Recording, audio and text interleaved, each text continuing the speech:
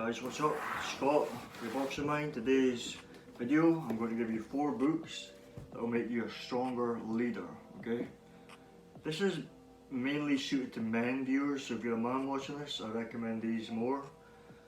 Just because 3 of these books here have got the greatest empires of all time, okay?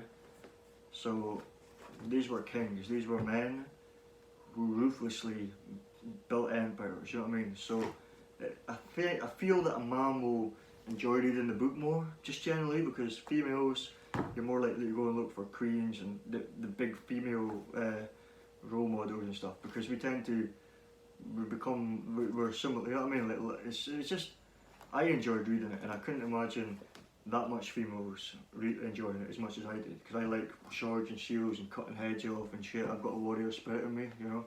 So, 4 books to become a better leader, stronger leader. This one's for everyone, men and women. It's Become a Person of Influence by John C. Maxwell. Basically, everything's influence, okay? You've got an influence on everyone, whether it's positive or negative, good or bad.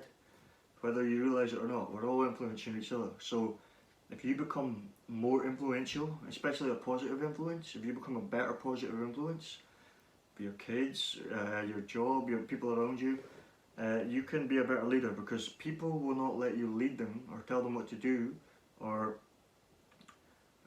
respect what you say unless you have influence on them, positive influence on them especially.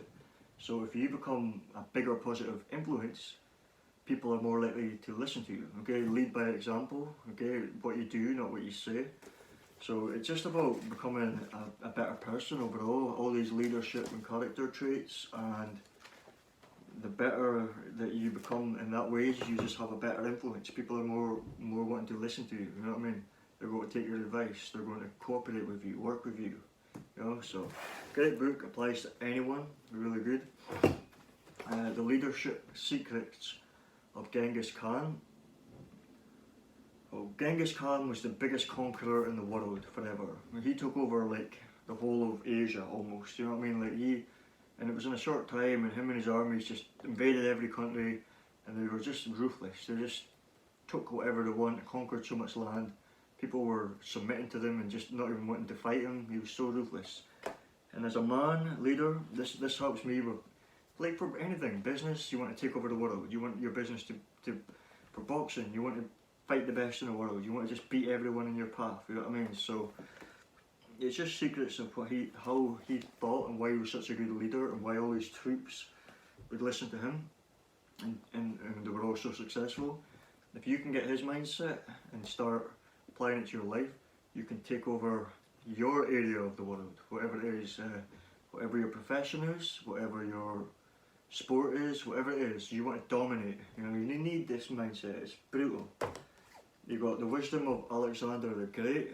So Alexander the Great, again, took over so much of the world in a short time. He was beating every army that fought him. He was just a great thinker and really courageous. You'll get a lot of his traits that you can apply to your life and your business and whatever, your career. So he was just so brave. He was just not, he led by example, you know. Leaders must lead by example. So he was getting wounded and bleeding just like his soldiers, you know, and he was fighting all the time, and he could be bleeding, but he would say treat his soldier first because he's not going to die, you know. He was just a real leader, him. So Alexander the Great. Leadership Secrets of Attila the Hun.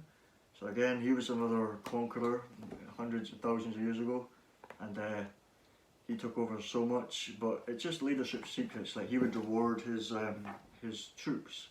He would treat them well.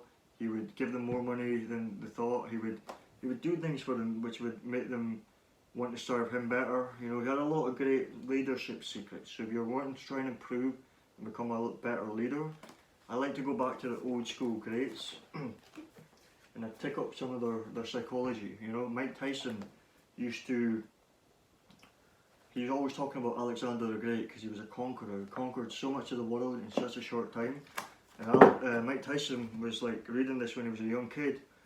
So then he wanted to conquer the whole boxing world. He just smashed everything in his way because he had been reading these kind of books, okay? So that's 4 books to become a stronger leader.